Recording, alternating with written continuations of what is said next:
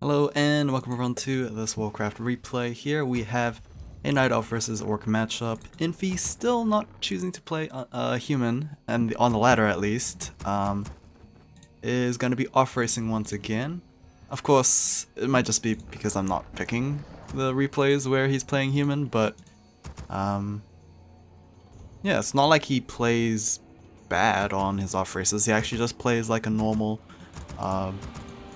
race main. So yeah, this time around he is going to be playing as a Night Elf. Overlay should be on, and it should be Xiaokk as the main perspective, because the Blade Master would be hidden otherwise on the minimap because of no spectators. So either way, Xiaokk spawning in as the blue orc in the bottom right, Infi red Night Elf in the top left. It seems to be Ancient War creeping at the green turtle camp here. No item first. I actually don't even remember if you can place a tree next to this one without aggroing the entire camp, so either way, this is just a safe start, and then can always transition to the Orc Warrior camp there. Should be Demon Hunter first, and it does seem to be so. And Blade Master first for Xiaokk, so nothing too out of the ordinary here. Voodoo Lounge as expected. That's pretty much it, honestly. I will try to cast another game after this. I've noticed over the past couple of months I've just been casting one game and then having like a 3-day gap, so 3-day to like a week gap. So hopefully I can, you know, try and put one more than one a week. So yeah, let's try that. Ancient War pulling the camp there. Demon Hunter should be popping out very soon. And it doesn't seem like any aggressive scouting here from Xiaokk. It seems like, I think he's just gonna go for camp himself instead of going straight for his opponent. Wisp has spotted the location of Xiaokk. I actually have no idea if Netease, Turtle Rock, or Twisted Meadows, or any of the 4v4 maps, you're always cross-spawned. I know in WC Arena that you're never close spawned. I don't know how it is in Netease, and I have no idea if they do always cross spawn or always or never close spawn. I actually have no idea, but that was a nice trap there on the Ogre Warrior camp, actually trapping the warrior with the item, picking up +6 claws, which I guess the game wanted to reward Infi for playing, you know, I don't know, tricky? I don't know. I wouldn't call it smart, because, I mean, actually, would I call it smart? I have no idea, but that is a lot of damage dealt to the Demon Hunter, thanks to the Grunt blocking him a little bit. Blade Master is coming around. He does have Salve on him, so he will be a lot healthier than his opposing hero. And we might just start doing some damage on the archer. There we go. Crit strike is going to happen. Another Windwalk is, oh wow, just in time before the archer melts to the shadows there.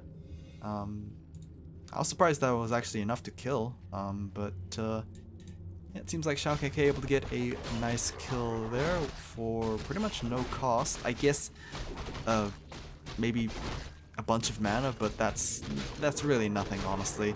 Demon Hunter looking for possibly a creep jack there. He will be able to get it with the mana burn.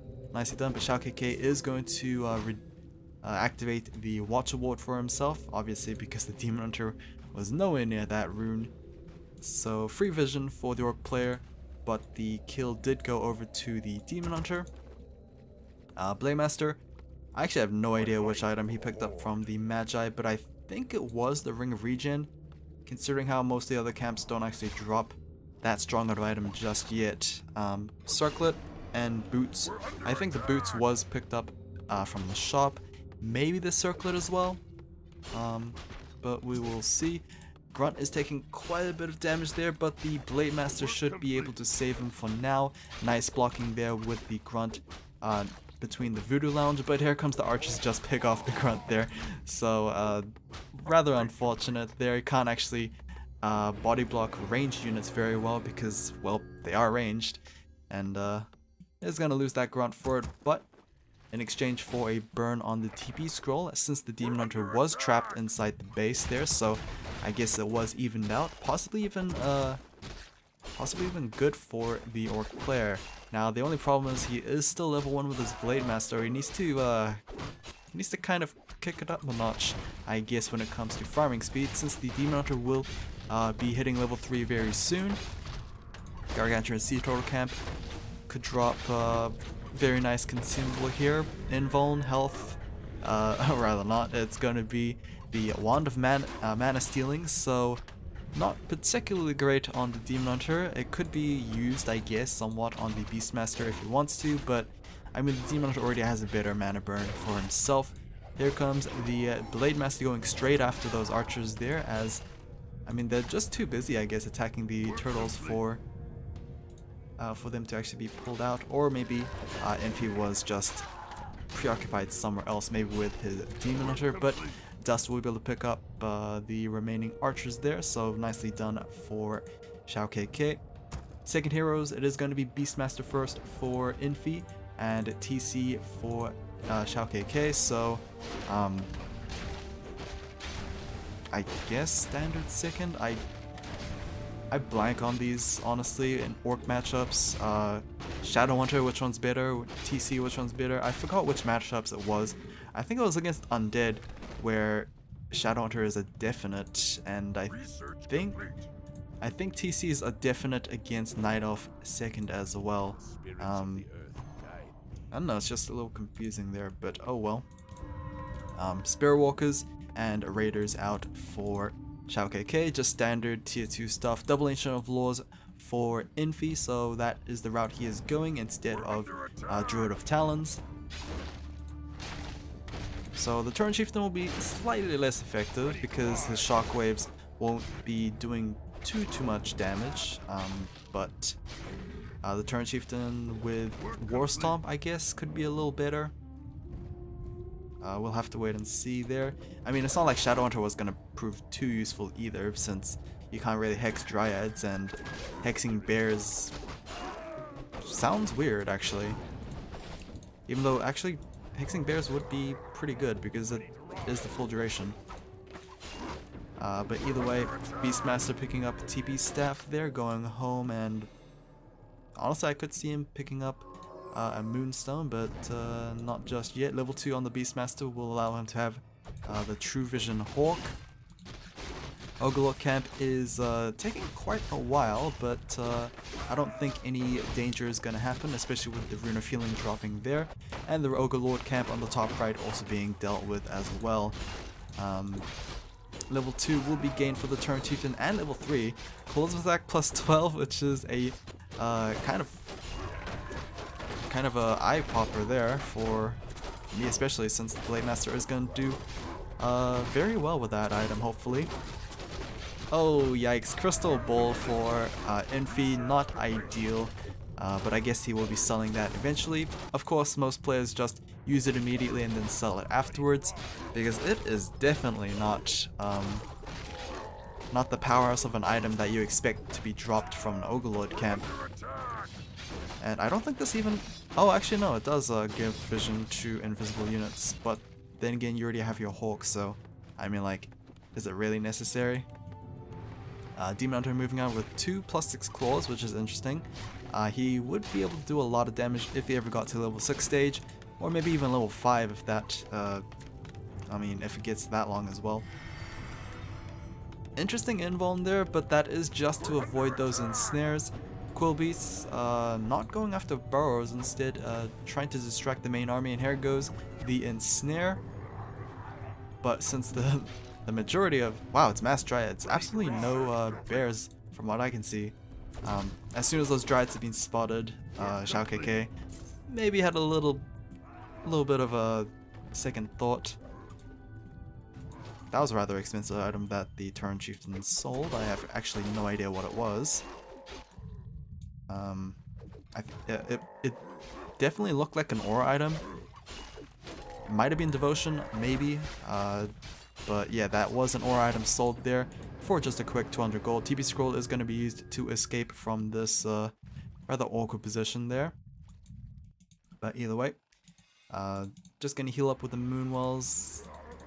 Not that many Moonwells available for the next fight, which is gonna be a little bad. Expansion on the top right here.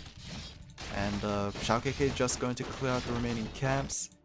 This Troll Warlock camp has not been done yet, so that is going to be the next target for Infi. And of course, since Xiaokk is so far away, no risk of actually getting creepjacked. The only risk is that his expansion might be attacked if Xiaokk actually decides to scout that out, and it seems like he might? Another 200 gold item got sold here. What am I missing? I have absolutely no idea, but expansion has to be spotted, and it is going to be most likely cancelled, since there is no way in hell those raiders will not be doing enough damage to that Tree of Life before any TP scroll happens. Doesn't seem like any TP scroll actually picked up, so that is a bit of a problem. Might be a problem right now since the main base is going to get attacked, but yeah. Infi should be able to run back right now. Sobi Mask picked up from the Troll Warlock camp is gonna lose a Moonwell, and it is nice to see that Xiaokk is focusing the Moonwells with the mana. But here we go, Mass Dryads versus just standard Raider slash Spirit Walker here, and TP Scroll is just gonna be started for the Terran Chieftain. Both sides not gonna lose too much, and I don't think Xiaokk even lost anything. Meanwhile, 2 Moonwells were destroyed for Infi. So Infi definitely losing out on the momentum here, but he will get an expansion very soon. He can also get another one here since he did hide his Wisp on the top right, but a bit problematic since he is losing out on the trades. And I'm very curious to see how well Mass Dryads are going to do with no frontline support whatsoever. Yeah, Watch Award. What was it? Okay, so Xiaokk has both Watch Awards, which is pretty nice. Pion has spotted the entire Night Elf army, and it might be a bit of a mayday here for the Orc player. 59 for Xiaokk, 54 for Infi. This Orc Barrow's being taken down will put him at supply blockage, and it seems like he's not going to actually deal with it at all since he is not moving backwards. Cool Beast and Demon Hunter will be able to take down most of those burrows as well, and now we are upside down for Xiaokk. Able to pick up 3 Dryads, however, in exchange, which is really good because that is going to cut Infi's supply down to 42, and could even force a siege at the main base here, which is going to be really good since we have so many raiders out on the field. The base race is definitely not going to look good for the Night Elf player. But here comes a TP staff and TP scroll for the Night Elf player onto the entire Orc player. But since we have such a bad frontline for the Night Elf player, how well is he actually going to deal face tanking all these raiders and the Blade Master with plus 19 attack? He doesn't even have the Orb of Lightning yet, but he is going to do so much damage. 39 versus 52, I mean, this is not looking absolutely great for the Night Elf player. The Demon Hunter is just not strong enough either, and yeah, no bears, no way to deal with these raiders. I don't think a single raider has even been dropped yet, which is surprising since we don't even have a Shadow Hunter out on the field to provide healing support. Demon Hunter is surrounded and might actually just get focus fired here. No way to actually save him, and that is going to be a dead Demon Hunter. Level 5 on the BM, level 4 onto the TC, and that should be game as Infi just gets absolutely stomped over with no bears whatsoever, and yeah, just gets absolutely steamrolled by mass raiders and a couple of Spirit Walkers on the side there.